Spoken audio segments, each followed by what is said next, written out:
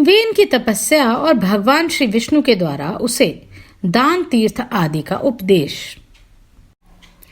श्री विष्णु द्वारा नैमित्तिक और आभ्युदायक आदि दानों का वर्णन और पत्नी तीर्थ के प्रसंग में सती सुकला की कथा।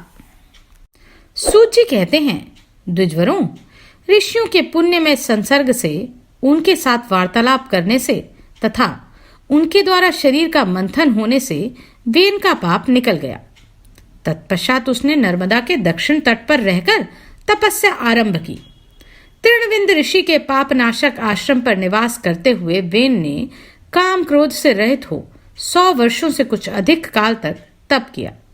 राजा वेन निष्पाप हो गया था, अतः उसकी तपस्या से प्रसन्न होकर शंख चक्र और गदा धारण करने वाले भगवान श्री विष्णु ने उसे प्रत्यक्ष दर्शन दिया और प्रसन्नता पूर्वक कहा, राजन, तुम मुझसे कोई उत्तम वर मांगो। वेन ने कहा, देवेश्वर, यदि आप प्रसन्न हैं तो मुझे यह उत्तम वर दीजिए। मैं पिता और माता के साथ इसी शरीर से आपके परम पद को प्राप्त करना चाहता हूं। देव, आपके ही तेज से आपके परम धाम में जाना चाहता हूं। भगवान श्री विष्णु बोले, महाभाग, पूर्व काल में तुम्हारे महात्मा पिता अंग ने भी मेरी ही आराधना की थी। उसी समय मैंने उन्हें वरदान दिया था कि तुम अपने पुण्य कर्म से मेरे परम उत्तम धाम को प्राप्त होगे। वेन, मैं तुम्हें पहले का वृतांत बतला रहा हूं। तुम्हारी माता सुनीता को बाल्यकाल में सुशंख ने कुपित होकर श्राप दिया था। तदनंतर तुम्हारा उद्धार करने की इच्छा से मैंने ही राजा अंग को वरदान दिया और तुम्हें सुयोग्य पुत्र की प्राप्ति होगी। गुणवत्सल, तुम्हारे पिता से तो मैं ऐसा कह ही चुका था। इस समय तुम्हारे शरीर से भी मैं ही पृथु के रूप में प्रकट होकर लोक का पालन कर रहा हूं। पुत्र अपना ही रूप होता है, यह श्रुति सत्य है। अतः राजन, मेरे वरदान से तुम्हें उत्तम गति मिलेगी। अब तुम एकमात्र दान धर्म का अनुष्ठान करो। दान ही सबसे श्रेष्ठ धर्म है, इसलिए तुम दान दिया करो। ज्ञान से पुण्य होता है, दान से पाप नष्ट हो जाता है। उत्तम दान से कीर्ति होती है और सुख मिलता है। जो श्रद्धा युक्त चित्त से सुपात्र ब्राह्मण को गौ, भूमि, सोने और अन्न आदि का महादान देता है, वह अपने मन से जिस जिस वस्तु की इच्छा करता है वह सब मैं उसे देता हूं। वेन ने कहा, जगन्नाथ, मुझे दान उपयोगी काल का लक्षण बतलाइए। साथ ही तीर्थ का स्वरूप और पात्र के उत्तम लक्षण का भी वर्णन कीजिए। दान की विधि को विस्तार के साथ बतलाने की कृपा कीजिए। मेरे मन में यह सब सुनने की बड़ी श्रद्धा है। भगवान श्री विष्णु बोले, राजन, मैं दान का समय बताता हूं। महाराज, नित्य, नैमित्तिक और काम्य, ये दान काल के 3 भेद हैं। चौथा भेद प्रायिक अर्थात मृत्यु संबंधी कहलाता है। भूपाल, मेरे अंशभूत सूर्य को उदय होते देख जो जल मात्र भी अर्पण करता है, उसके पुण्यवर्धक नित्य कर्म की कहां तक प्रशंसा की जाए। उस उत्तम बेला के प्राप्त होने पर जो श्रद्धा और भक्ति के साथ स्नान करता तथा पितरों और देवताओं के पूजन करके दान देता है, जो अपनी शक्ति और प्रभाव के अनुसार दयार्द चित्त से अन्न, जल, फल, फूल, वस्त्र, पान, आभूषण, सुवर्ण आदि वस्तुएं दान करता है, उसका पुण्य अनंत होता है। राजन, मध्याह्न और तीसरे पहर में भी जो मेरे उद्देश्य से खान पान आदि वस्तुओं का दान करता है, उसके पुण्य का भी अंत नहीं है। अतः जो अपना कल्याण चाहता है, उस पुरुष को तीनों समय निश्चय ही दान करना चाहिए। अपना कोई भी दिन दान से खाली नहीं जाने देना चाहिए। राजन, दान के प्रभाव से मनुष्य बहुत बड़ा बुद्धिमान, अधिक सामर्थ्यशाली, धनाढ्य और गुणवान होता है। यदि एक पक्ष या 1 मास तक मनुष्य अन्न का दान नहीं करता, तो मैं उसे भी उतने ही समय तक भूखा रखता हूं। उत्तम दान ना देने वाला मनुष्य अपने मल का भक्षण करता है। मैं उसके शरीर में ऐसा रोग उत्पन्न कर देता हूं जिससे उसके सब भोगों का निवारण हो जाता है।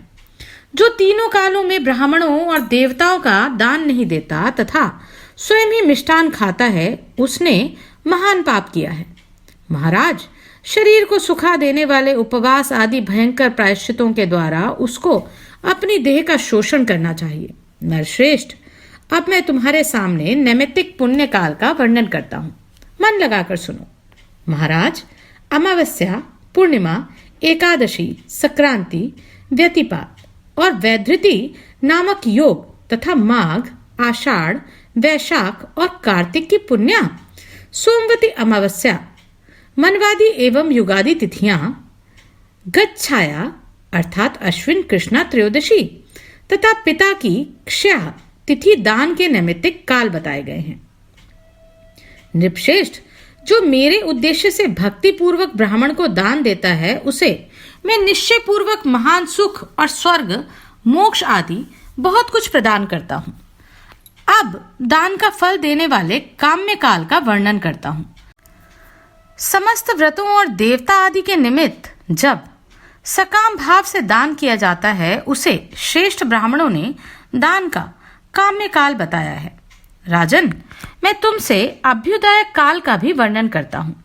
संपूर्ण शुभ कर्मों का अवसर, उत्तम वैवाहिक उत्सव, नवजात पुत्र के जात कर्म आदि संस्कार तथा चूड़ा कर्म और उपनयन आदि का समय, मंदिर, ध्वजा, देवता, बावली, कुआं, सरोवर और बगीचे आदि की प्रतिष्ठा का शुभ अवसर, इन सब को अभ्युदय काल कहा गया है। उस समय जो दान किया जाता है वह संपूर्ण सिद्धियों को देने वाला होता है। निपश्रेष्ठ, अब मैं पाप और पीड़ा का निवारण करने वाले अन्य काल का वर्णन करता हूँ। मृत्यु काल प्राप्त होने पर अपने शरीर के नाश को समझकर दान देना चाहिए। यह दान यमलोक के मार्ग में सुख पहुंचाने वाला होता है। महाराज, नित्य नैमित्तिक और काम्य अभ्युदय काल से भिन्न अनंत काल अर्थात मृत्यु संबंधी काल का तुम्हें परिचय दिया गया है। ये सभी काल अपने कर्मों का फल देने वाले बताए गए हैं। राजन, अब मैं तुम्हें तीर्थ का लक्षण बतलाता हूँ। उत्तम तीर्थों में ये गंगा जी बड़ी पावन जान पड़ती हैं। इनके सिवा सरस्वती, नर्मदा, यमुना, तापी, चर्मणवती, सरयू, घाघरा और वेणा आदि नदियां भी पुण्यमयी तथा पापों का नाश करने वाली हैं। कावेरी, कपिला, विशाला, गोदावरी और तुंगभद्रा ये भी जगत को पवित्र करने वाली मानी गई हैं। भगीरथी नदी सदा पापों को भय देने वाली बताई गई है। वेदिका, कृष्ण गंगा तथा अन्य श्रेष्ठ नदियां भी उत्तम हैं। पुण्य पर्व के अवसर पर स्नान करने के लिए इनसे संबंध अनेक तीर्थ हैं। गांव अथवा जंगल में जहां भी नदियां हों, सर्वत्र ही वे पावन मानी गई हैं। अतः वहां जाकर स्नान, दान आदि कर्म करने चाहिए। यदि नदियों के तीर्थ का नाम ज्ञात ना हो तो उसका विष्णु तीर्थ नाम रख देना चाहिए। सभी तीर्थों में मैं ही देवता हूं। तीर्थ भी मुझसे भिन्न नहीं है, यह निश्चित बात है। जो साधक तीर्थ देवताओं के पास जाकर मेरे ही नाम का उच्चारण करता है उसे मेरे नाम के अनुसार ही पुण्य फल प्राप्त होता है। नृपनंदन, अज्ञात तीर्थों और देवताओं की सनिधि में स्नान, दान आदि करते हुए मेरे ही नाम का उच्चारण करना चाहिए। विधाता ने तीर्थों का नाम ही ऐसा रखा है। भूमंडल पर 7 सिंधु परम पवित्र और सर्वत्र स्थित है। जहां कहीं भी उत्तम तीर्थ प्राप्त हो वहां स्नान, दान आदि कर्म करना चाहिए। उत्तम तीर्थों के प्रभाव से अक्षय फल की प्राप्ति होती है। राजन, मानस आदि सरोवर भी पावन तीर्थ बताए गए हैं तथा जो छोटी छोटी नदियां हैं उनमें भी तीर्थ प्रतिष्ठित हैं। कुएं को छोड़कर जितने भी खोदे हुए जलाशय हैं उनमें तीर्थ की प्रतिष्ठा है। भूतल पर जो मेरु आदि पर्वत हैं वे भी तीर्थ रूप हैं।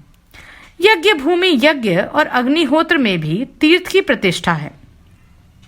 शुद्ध श्राद्ध भूमि, देव मंदिर, होमशाला, वैदिक स्वाध्याय मंदिर, घर का पवित्र स्थान और गौशाला ये सभी उत्तम तीर्थ हैं। जहां सोमयाजी ब्राह्मण निवास करते हैं वहां भी तीर्थ की प्रतिष्ठा है। जहां पवित्र बगीचे हों, जहां पीपल, ब्रह्म वृक्ष और बरगद का वृक्ष हो तथा जहां अन्य जंगली वृक्षों का समुदाय हो, उन सब स्थानों पर तीर्थ का निवास है। इस प्रकार इन तीर्थों का वर्णन किया गया है। जहां पिता और माता रहते हैं, जहां पुराणों का पाठ होता है, जहां गुरु का निवास है तथा जहां सती स्त्री रहती है, वह स्थान निस्संदेह तीर्थ है। जहां श्रेष्ठ पिता और सुयोग्य पुत्र निवास करते हैं, वहां भी तीर्थ है। वे सभी स्थान तीर्थ माने गए हैं। महाप्राग, अब तुम दान के उत्तम पात्र का लक्षण सुनो। दान श्रद्धा पूर्वक देना चाहिए।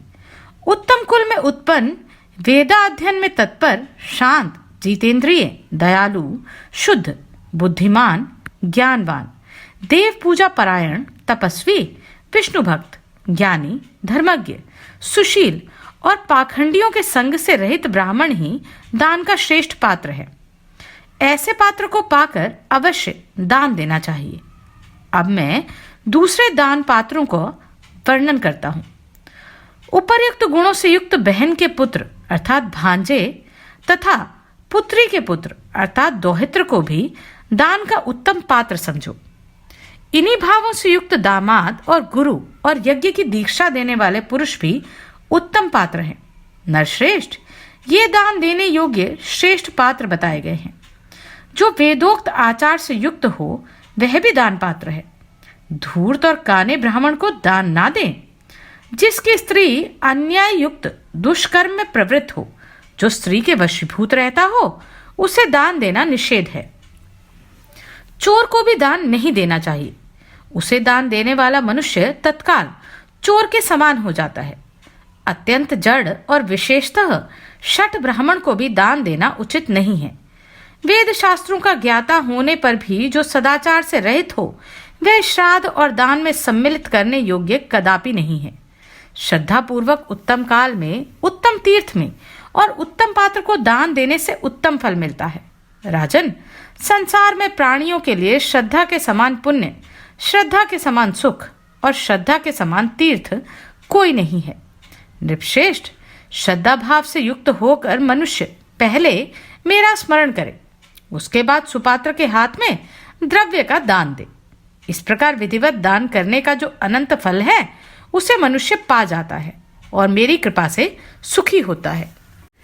भगवान श्री विष्णु कहते हैं, नृपश्रेष्ठ, अब मैं पुनः नैमित्तिक दान का वर्णन करता हूं। जो सत्पात्र को हाथी, घोड़ा और रथ दान करता है, वह भृत्यों सहित पुण्यमय प्रदेश का राजा होता है। राजा होने के साथ ही वह धर्मात्मा, विवेकी, बलवान, उत्तम बुद्धि से युक्त, संपूर्ण प्राणियों के लिए अजय और महान तेजस्वी होता है। महाराज, जो महान पर्व आने पर भूमिदान अथवा गौदान करता है, वह सब भोगों का अधीश्वर होता है। जो पर्व आने पर तीर्थ में गुप्त दान करता है, उसे शीघ्र ही अक्षय निधियों की प्राप्ति होती है। जो तीर्थ में महापर्व के प्राप्त होने पर ब्राह्मण को सुंदर वस्त्र और सुवर्ण का महादान देता है, उसके बहुत से सद्गुणी और वेदों के पारगामी पुत्र उत्पन्न होते हैं। वे सभी आयुष्मान, पुत्रवान, यशस्वी, पुण्यात्मा, यज्ञ करने वाले तथा तत्वज्ञानी होते हैं। महामते, दान करने वाले को सुख, पुण्य एवं धन की प्राप्ति होती है। महाराज, कपिला गौ का दान करने वाले पुरुष महान सुख भोगते हैं। ब्रह्मा की आयु पर्यंत वे भी ब्रह्मलोक में निवास करते हैं। सुशील ब्राह्मण को वस्त्र सहित सुवर्ण का दान देकर मनुष्य अग्नि के समान तेजस्वी होता है और अपनी इच्छा के अनुसार वैकुंठ धाम में निवास करता है। अब आभ्युदायक दान का वर्णन करता हूं। नृपश्रेष्ठ, यज्ञ आदि में जो दान दिया जाता है, वह यदि शुद्ध भाव से दिया गया हो तो उससे मनुष्य की वृद्धि बढ़ती है तथा दाता को कभी दुख नहीं उठाना पड़ता। वह जीवन भर सुख भोगता है और मृत्यु के पश्चात दिव्य गति को प्राप्त होकर इंद्रलोक के भोगों का अनुभव करता है। इतना ही नहीं, वह 1000 कल्पों तक के लिए अपने कुल को स्वर्ग में ले जाता है। अब दूसरे प्रकार का दान बताता हूं। शरीर को बुढ़ापे से पीड़ित और क्षीण जानकर मनुष्य को अपने कल्याण के लिए दान अवश्य करना चाहिए। उसे किसी की भी आशा नहीं रखनी चाहिए। मेरे मर जाने पर यह मेरे पुत्र तथा अन्यान्य स्वजन संबंधी बंधु बांधव कैसे रहेंगे, मेरे बिना मेरे मित्रों की क्या दशा होगी, इत्यादि बातें सोचकर उनके मोह से मुग्ध हुआ मनुष्य कुछ भी दान नहीं कर पाता। ऐसा जीव यमलोक के मार्ग में पहुंचकर बहुत दुखी हो जाता है। वह भूख प्यास से व्याकुल तथा नाना प्रकार के दुखों से पीड़ित रहता है। संसार में कोई भी किसी का नहीं है, अतः जीते जी स्वयं ही अपने लिए दान करना चाहिए। अन्न, जल, सोना, बछड़े सहित उत्तम गौ, भूमि तथा नाना प्रकार के फल दान करने चाहिए। यदि अधिक शुभ फल की इच्छा हो तो पैरों को आराम देने वाले जूते भी दान देने चाहिए। वेन ने कहा, भगवान, पुत्र, पत्नी, माता पिता और गुरु, ये सब तीर्थ कैसे हैं? इस विषय का विस्तार के साथ वर्णन कीजिए। भगवान विष्णु बोले, राजन, पहले इस बात को सुनो कि पत्नी कैसे तीर्थ है। काशी नाम की एक बहुत बड़ी पुरी है जो गंगा से सटकर बसी होने के कारण बहुत सुंदर दिखाई देती है। उसमें एक वैश्य रहते थे जिनका नाम था कृकल। उनकी पत्नी परम साध्वी तथा उत्तम व्रत का पालन करने वाली थी। वे सदा धर्माचरण में रत और पतिव्रता थी। उसका नाम था सुकला। सुकला के अंग पवित्र थे। वह सुयोग्य पुत्रों की जननी, सुंदरी, मंगलमयी, सत्यवादिनी, शुभा और शुद्ध स्वभाव वाली थी। उसकी आकृति देखने में बड़ी मनोहर थी। व्रतों का पालन करना उसे अत्यंत प्रिय था। इस प्रकार वह मनोहर मुस्कान वाली सुंदरी अनेक गुणों से युक्त थी। वे वैश्य भी उत्तम वक्ता, धर्मज्ञ, विवेक संपन्न और गुणी थे। वैदिक तथा पौराणिक धर्मों के श्रवण में उनकी बड़ी लगन थी। उन्होंने तीर्थ यात्रा के प्रसंग में यह बात सुन रखी थी कि तीर्थों का सेवन बहुत पुण्यदायक है। वहां जाने से पुण्य के साथ ही मनुष्य का कल्याण भी होता है। इस बात पर उनके मन में श्रद्धा तो थी ही, ब्राह्मणों और व्यापारियों का साथ भी मिल गया। इससे वे धर्म के मार्ग पर चल दिए। उन्हें जाते देख उनकी पतिव्रता पत्नी पति के स्नेह से मुग्ध होकर बोली, प्राणनाथ, मैं आपकी धर्म पत्नी हूं, अतः आपके साथ रहकर पुण्य करने का मेरा अधिकार है। मैं आपके मार्ग पर चलती हूं। इस सद्भाव के कारण कभी आपको अपने से अलग नहीं कर सकती। आपकी छाया का आश्रय लेकर मैं पातिव्रत्य के उत्तम व्रत का पालन करूंगी, जो नारियों के पाप का नाशक और उन्हें सद्गति प्रदान करने वाला है। जो स्त्री पति परायण होती है वह संसार में पुण्यमयी कहलाती है। युवतियों के लिए पति के सेवा दूसरा कोई ऐसा तीर्थ नहीं है जो इस लोक में सुखद और परलोक में स्वर्ग तथा मोक्ष प्रदान करने वाला हो। साधु श्रेष्ठ, स्वामी के दाहिने चरण को प्रयाग समझिए और बाएं को पुष्कर। जो स्त्री ऐसा मानती है तथा इसी भावना के अनुसार पति के चरणोदक से स्नान करती है, उसे उन तीर्थों में स्नान करने का पुण्य प्राप्त होता है। इसमें तनिक भी संदेह नहीं है। स्त्रियों के लिए पति के चरणोदक का अभिषेक प्रयाग और पुष्कर में स्नान करने के समान है। पति समस्त तीर्थों के समान है। पति संपूर्ण धर्मों का स्वरूप है। यज्ञ की दीक्षा देने वाले पुरुष को यज्ञों के अनुष्ठान से जो पुण्य प्राप्त होता है, वही पुण्य साध्वी स्त्री अपने पति की पूजा करके तत्काल प्राप्त कर लेती है। अतः प्रियतम, मैं भी आपकी सेवा करती हुई तीर्थों में चलूंगी और आपकी ही छाया का अनुसरण करती रहूंगी। कृकल ने अपनी पत्नी के रूप, शील, गुण, भक्ति और सुकुमारता देखकर बारंबार उस पर विचार किया। यदि मैं अपनी पत्नी को साथ ले लूं तो मैं तो अत्यंत दुखगामी दुर्गम मार्ग पर भी चल सकूंगा, किंतु वहां सर्दी और धूप के कारण इस बेचारी का तो हाल ही खराब हो जाएगा। रास्ते में कठोर पत्थरों से ठोकर खाकर इसके कोमल चरणों को बड़ी पीड़ा होगी। उस अवस्था में इसका चलना असंभव हो जाएगा। भूख प्यास से जब इसके शरीर को कष्ट पहुंचेगा तो ना जाने इसकी क्या दशा होगी। यह सदा मुझे प्राणों से भी बढ़कर प्रिय है तथा नित्य निरंतर मेरे गृहस्थ धर्म का यही एक आधार है। यह बाला यदि मृत्यु को प्राप्त हो गई तो मेरा तो सर्वनाश ही हो जाएगा। यही मेरे जीवन का अवलंबन है। यही मेरे प्राणों की अधीश्वरी है। अतः मैं इसे तीर्थ में नहीं ले जाऊंगा, अकेला ही यात्रा करूंगा। यह सोचकर उन्होंने अपनी पत्नी से कहा, मैं तेरा कभी त्याग नहीं करूंगा। पता दिए बिना ही वे चुपके से साथियों के साथ चले गए। महाभाग कृकल बड़े पुण्यात्मा थे। उनके चले जाने पर सुंदरी शुक्ला देव आराधना की बेला में पुण्य में प्रभात के समय जब सोकर उठी तब अपने स्वामी को घर में नहीं देखा। फिर तो वह हड़बड़ाकर उठ बैठी और अत्यंत शोक से पीड़ित होकर रोने लगी। वह बाला अपने पति के साथियों के पास जा जाकर पूछने लगी, महाभागगण, आप लोग मेरे बंधु हैं। मेरे प्राणनाथ कृकल मुझे छोड़कर कहीं चले गए। यदि आपने उन्हें देखा हो तो बताइए। जिन महात्माओं ने मेरे पुण्यात्मा स्वामी को देखा हो वे मुझे बतलाने की कृपा करें। उसकी बात सुनकर जानकार लोगों ने उससे परम बुद्धिमान कृकल के विषय में इस प्रकार कहा। शुभे, तुम्हारे स्वामी कृकल धार्मिक यात्रा के प्रसंग से तीर्थ सेवन के लिए गए हैं। तुम शोक क्यों करती हो? भद्रे, वे बड़े बड़े तीर्थों की यात्रा पूरी करके फिर लौट आएंगे। राजन, विश्वासी पुरुषों के द्वारा इस प्रकार विश्वास दिलाए जाने पर शुक्ला पुनः अपने घर में आई और करुण स्वर से फूट फूट कर रोने लगी। वह पति परायणा नारी थी। उसने यह निश्चय कर लिया कि जब तक मेरे स्वामी लौट कर नहीं आएंगे तब तक मैं भूमि पर चटाई बिछाकर सोऊंगी। घी, तेल और दूध दही नहीं खाऊंगी। पान और नमक का भी त्याग कर दूंगी। गुड़ आदि मीठी वस्तुओं को भी नहीं छूंगी। जब तक मेरे स्वामी का पुनः यहाँ आगमन नहीं होता तब तक एक समय भोजन करूंगी अथवा उपवास करके रह जाऊंगी। इस प्रकार नियम लेकर शुक्ला बड़े दुख से दिन बिताने लगी। उसने एक वेणी धारण करना आरंभ कर लिया। एक ही अंगिया से वह अपने शरीर को ढकने लगी। उसका वेश मलिन हो गया। वह एक ही मलिन वस्त्र धारण करके रहती और अत्यंत दुखित हो लंबी लंबी सांसें खींचती हुई हाहाकार किया करती थी। विरह अग्नि से दग्ध होने के कारण उसका शरीर काला पड़ गया। उस पर मैल जम गया।